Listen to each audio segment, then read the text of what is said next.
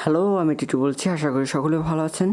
So আজকে tutorial number 3 আজকে most একটি ইম্পর্টেন্ট জিনিস শিখবো, সেটা হলো সিএসএস সিলেক্টর। সো সিএসএস সিলেক্টরটা মোস্ট ইম্পর্টেন্ট। তো চলুন শুরু করা যাক।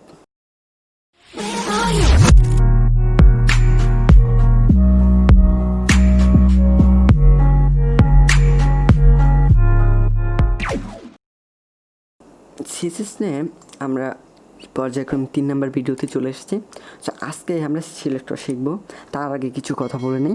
আপনারা যদি আমার চ্যানেলটি প্লিজ সাবস্ক্রাইব না করে থাকেন, প্লিজ আমার চ্যানেলটি সাবস্ক্রাইব করে রাখবেন প্লিজ। ওকে, তাহলে চলুন সিলেক্টর নিয়ে কথা বলি। ওকে, সিলেক্টরটা আসলে কি? সিলেক্টর মানে সিলেক্ট করা, যে বস্তুটা নিয়ে আপনি কাজ করবেন তাকে নির্বাচন করা, এটাকে সিলেক্টর বলা। এখন সিলেক্টরটা কত প্রকার, ঠিক আছে? আচ্ছা, সিএসএস সিলেক্টরকে 5টি ভাগে ভাগ করা হয়, ঠিক আছে? এটা গত টিউটোরিয়াল ছিল। প্রথমটাকে বলে সিম্পল সিলেক্টর, এর পরেরটিকে বলে কম্বিনেটর সিলেক্টর, এরপর pseudo class selector, pseudo Elementor selector and attribute selector. At last এটা ছিল আজকের টিউটোরিয়ালে আমরা সিম্পল সিলেক্টর নিয়ে কথা বলবো, যেটা মোস্ট বেশি ইউজ হয়, ঠিক আছে, ওভারঅল। সো চলুন, সিম্পল সিলেক্টরের প্রথম ধাপ হলো গিয়ে এলিমেন্ট সিলেক্টর যেটাকে বলে। সো এলিমেন্ট সিলেক্টর হলো গিয়ে, যেটা লাস্ট টিউটোরিয়ালে আমরা 2 নম্বর টিউটোরিয়ালে দেখেছি, এটাকে বলে এলিমেন্ট সিলেক্টর। আমরা এই এলিমেন্টটাকে এই ট্যাগে ওয়ান ট্যাগে কাজ করানোর জন্য, যে এলিমেন্টটাকে কাজ করানোর জন্য আমরা ওয়ান সিলেক্ট করেছি, এটাকে বলে এলিমেন্টার সিলেক্টর। ওকে, সো এবং আইডি সিলেক্টরটা কীরকম সেটা এখন দেখব।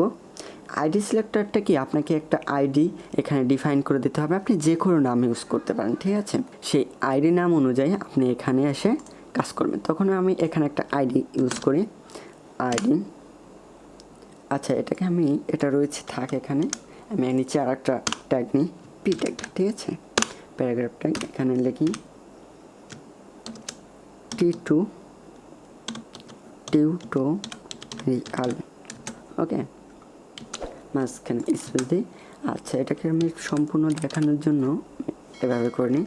ওকে, এখানে আমি আইডি ইউজ করব, আইডি। ওকে, আইডিতে এখানে আমি কি লিখব, ঠিক আছে? এখন এটাকে প্যারাগ্রাফ আছে, এখানে আমি এটাকে লিখি টিটু। ওকে, টিটু নামে একটা আইডি নিলাম, ঠিক আছে? আপনারা যেখানে টিটু লিখতে হবে তা না, আপনার ইচ্ছা মতো নিতে পারেন, আপনার যা কিছু নিতে পারেন, ঠিক আছে? এনিথিং। এখন আপনি এখানে যখন আইডি ধরে কাজ করতে হবে, তখন আপনাকে পি লিখতে হবে না, ঠিক আছে? তখন আপনাকে লিখতে হবে আইডিটা। তা এলিমেন্টে আইডি ইউজ করলে আপনাকে অবশ্যই একটা হ্যাশ দিতে হবে, ঠিক আছে? হ্যাশ দিয়ে তারপর আপনাকে টিটু লিখতে হবে। ওকে, এবং তার পরবর্তীতে সিএসএস লেখার সিনট্যাক্সটা এবার হবে সেকেন্ড ব্র্যাকেট এবং সেকেন্ড ব্র্যাকেট শেষ। এখন আপনি এটাকে যদি আগে সেভ করেছি, আমি এটাকে যদি রান করি, ওকে, রান করার পরে আমার এইভাবে দেখাচ্ছে, ঠিক আছে? আচ্ছা, টিটুর এখানে আমি কালার দিলাম, এটাকে উপরটা রেড আছে, আমি ব্লু ইউজ করি। ওকে, ব্লু দিয়ে শেষ করছি। এখন আমি যদি এটাকে রান করি, তখন কিন্তু আপনারা দেখতে পাচ্ছেন যে এটা কিন্তু ব্লু হয়ে গেছে, ঠিক আছে? আচ্ছা, এটাকে বলে আইডি সিলেক্টর। আচ্ছা, এবার আমরা ক্লাস সিলেক্টর নিয়ে কথা বলবো। ওকে, আপাতত আপনি কিন্তু বুঝতে পারছেন যে কীভাবে কাজ করে। এটাকে আমি কপি করে নিই সময়ের জন্য, এটাকে আমি কপি করে নিচ্ছি, পেস্ট করলাম। এখন আপনাকে আইডি লিখতে হবে না, এখানে বলে ক্লাস লিখতে হবে, ঠিক আছে? ক্লাস লেখার পরে আমি এটাকে কেটে দিই, ঠিক আছে? সরি, একটু বেশি কেটে গেছে। আচ্ছা, এবার ক্লাসে এখানে আমি T2 এ দিয়েছি, ঠিক আছে? T2 এ।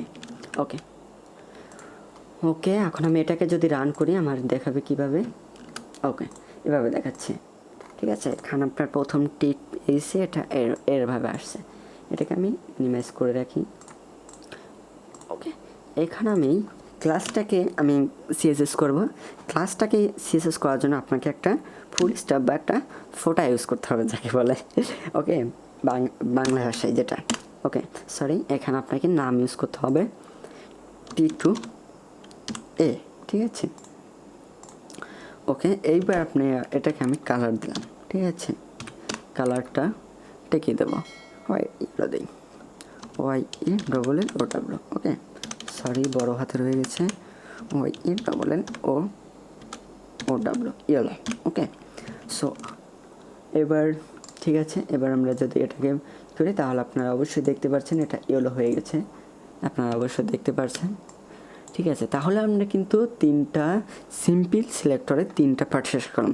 আর একটা সিম্পল সিলেক্টরের ভিতরে আর একটি আছে, সেটা হলো ইউনিভার্সাল সিলেক্টর। ঠিক আছে, সেটা নিয়ে কথা বলবো। ইউনিভার্সাল বলতে বোঝা যাচ্ছে যে এগুলোকে সব জায়গায় ব্যবহৃত হয়। ঠিক আছে, এটাকে কোথায় ভুল হলো, এটা আর কোথায় ভুল হয়েছে, এখানে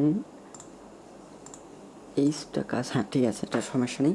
আমি এটাকে কেটে দিচ্ছি, এটাকে কমেন্ট করে রাখছি। ঠিক আছে, কমেন্ট করেছি।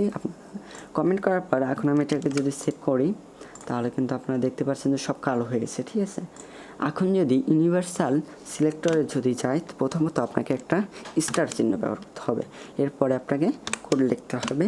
এখন জানি আমি কালারটা ইউজ করি COLR, ওকে, কালার রেড, RED, রেড।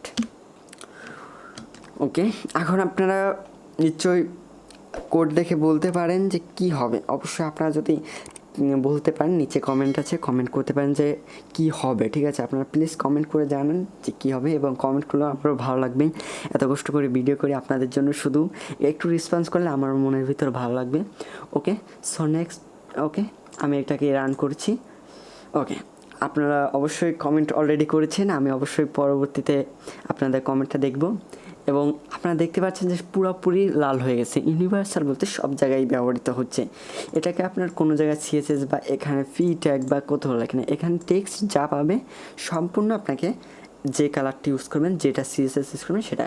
এখন আপনি একটু ভালো করার জন্য টেক্সট লাইন দিতে পারেন, TEXT text line centre use করেন।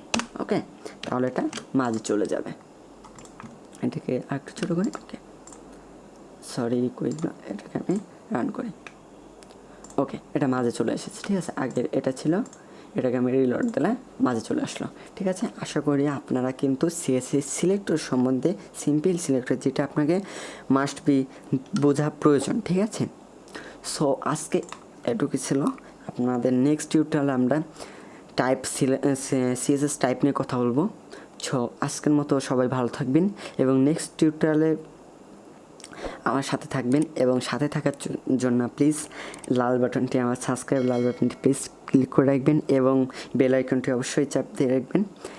আশা করি ভালো থাকবেন। ধন্যবাদ সকলকে।